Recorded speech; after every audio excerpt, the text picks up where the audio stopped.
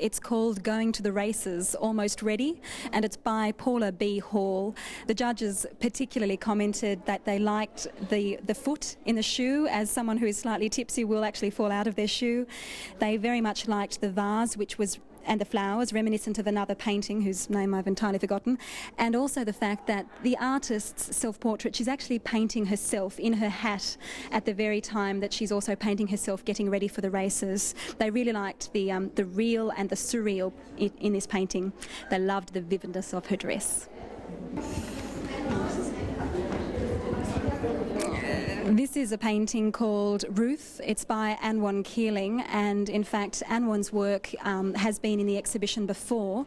This is a self-portrait, I think, and the judges were particularly pleased with the way that she had achieved the drapes on the clothing there. The other thing which they thought was nice was that the two separate panels, they're not necessary for the work, but they actually give it a little bit of depth which wouldn't be there if the middle panel was the only thing that had been entered. This is another self-portrait. It's by Sophie Han. Sophie Han was also at the exhibition, and it was lovely to see so many people here who depicted themselves in paintings. In reading the visitors' book at the exhibition here earlier this morning, I noticed that some other person had voted Sophie Han to be the winner. It's certainly a favourite during the exhibition. Talk about the show.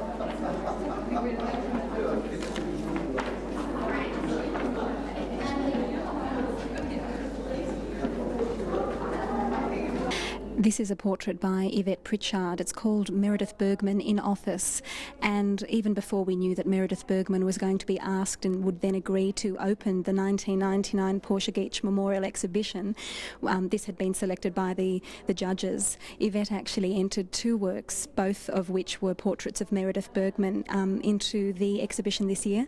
This work did get in, and very nicely Yvette's speech during the opening talked about some of the obscurity, perhaps you might say, which Australian female artists have fallen into, and perhaps what we are doing here will prevent that from happening anymore. Here we have one of the paintings by Kilmeny Nyland. There are actually two works entered into the exhibition this year by Kilmeny. It's called Les Murray with Muse, and it's very much a portrait of Les Murray, so that in itself is quite realistic. But if you have a look at the beautifully depicted muse on his shoulder, it's gorgeous. We don't perhaps talk about muses anymore, but in the past, in art, in poetry, in all areas of the world, muses were very much believed in, and the muse here is a whimsical, beautiful woman sitting on his shoulder. It's a portrait of Ruth Park, who is a very, very well-known and well-loved Australian author, and Kilmeny is her granddaughter, although she makes no mention of this at all in her artist statement. She talks about the support and the encouragement that Ruth Park gave to her to move from a small child, making small child drawings, to an adult who can now create this kind of an artwork and depict her grandmother in such a beautiful and strong way. Here we have a portrait by Wanda Brabenek. It's called Turning 60, and the judges all commented on how absolutely pristine and perfect it was. Her artist statement is also very nice. It talks about a lot of the issues that women have. I'll just read it to you. It's called Turning 60 Self-Portrait. I looked in the mirror and saw before me myself, looking seriously at me, wearing old shirt and homespun vest, not in the best fashion. The years came and the years went. I spent time working and raising a family. Now, with greying hair and wrinkled skin, I've given up on thinking thin. Now, me. Not much time for me. This is a portrait by Yoli Salmona. She's also been in the exhibition before, and it's a portrait of her stepson. It's called Christopher, and Christopher himself is a young and budding artist. The judges all liked the particular expression that was in Christopher's face and the beauty and the gentleness with which Yoli had depicted his face. This is a portrait called The Books of This Man, and it's by Juliet Holmes à Court. Juliet's actually been in the exhibition before, and she often does paintings which are actually in that particular shape, a rectangle on the side. This gentleman, who is Luigi Rosselli, is an architect, but in having his portrait painted, she actually discovered that his passion and the building blocks of his life are books. So the columns behind him, which create such strength when they are separated by that orange, are actually the columns of his life, which aren't physical architectural columns at all, but are books. Here we have a painting by Anne Ingerbut. I hope I did say that right. It's called Ross Steele, In a Fire, and she talks about the encouragement that this particular gentleman, who is from the University of Sydney and a very well-respected professor in languages, the encouragement that he gave to her. And even though the face itself is so very strong, the judges commented on the very soft, well, not soft, but the colourful, joyful, vibrant and playful colours which were used in order to depict him. I'd say this portrait needs almost no introduction at all. It's called Portrait of a Lady, and it is actually, it's called Portrait of a Lady, Sonia McMahon, and it is actually Lady Sonia McMahon. It was painted by Esther Ehrlich, who has been, again, in the exhibition before. We have a lot of people who have a great affection and strength in the endurance of this particular award, and so they enter again and again. And this painting was taken before Sonia went to the Melbourne Cup in 1998, and she was dressed, ready to go, and it's very much a strong portrait of her.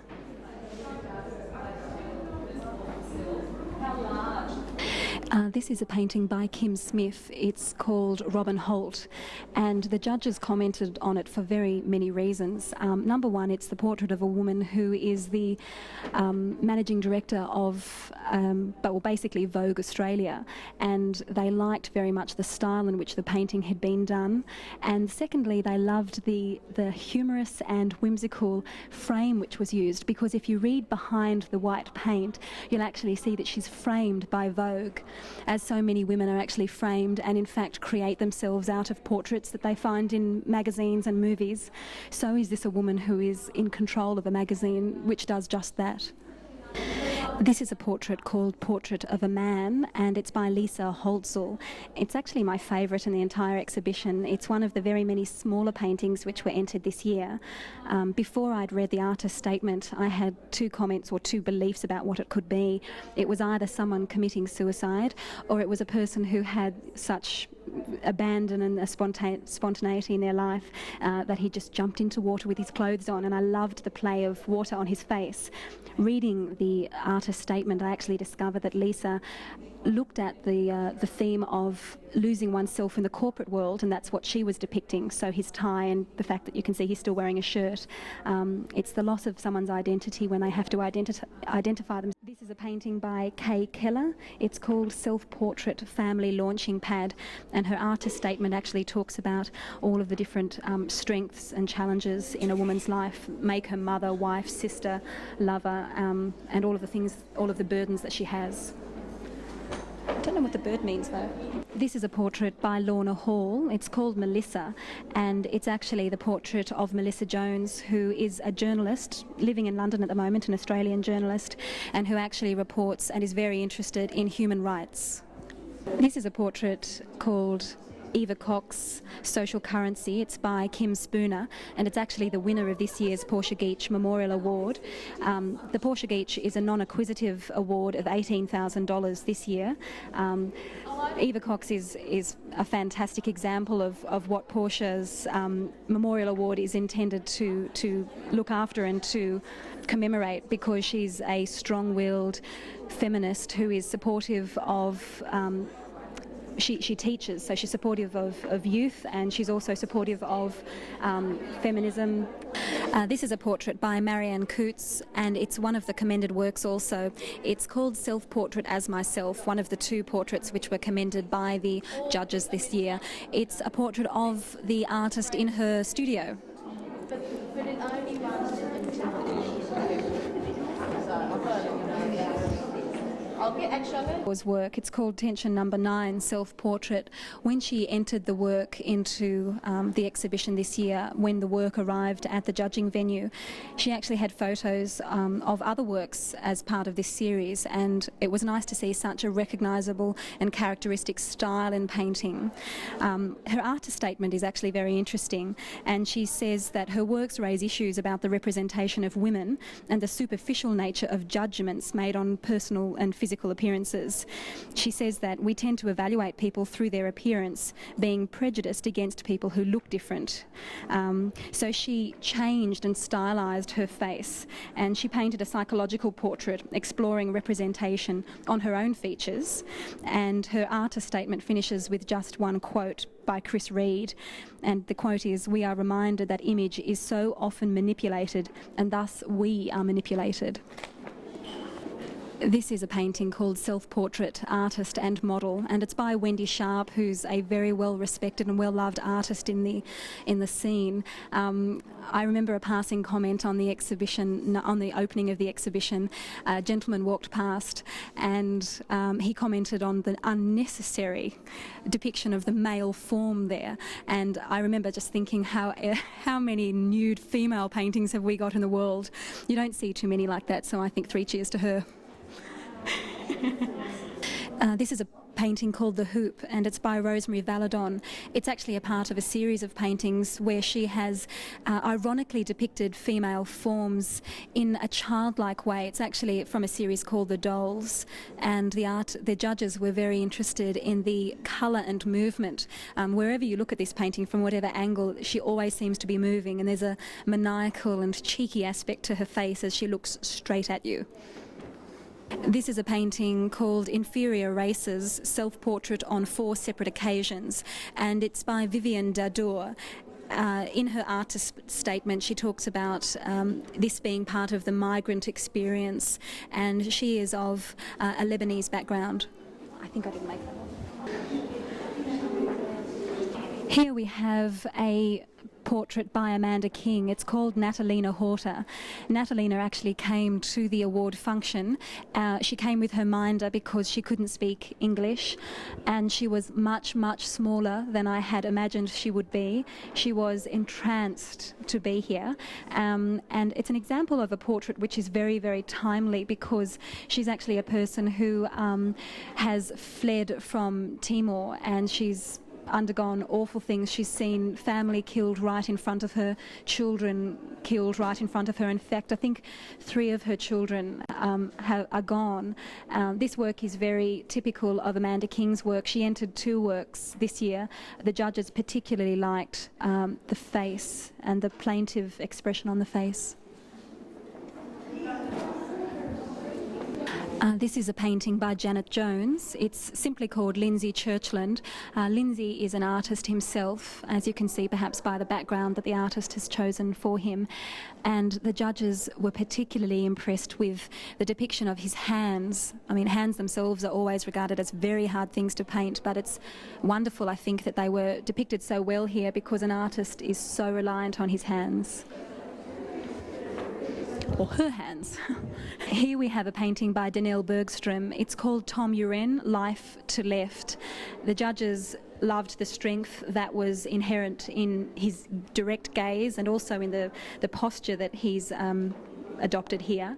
They also like the fact that the reflection behind him is in good proportion, and the portrait, the artist statement actually talks about this man being 78 years young and still active and in support of the beliefs that he has.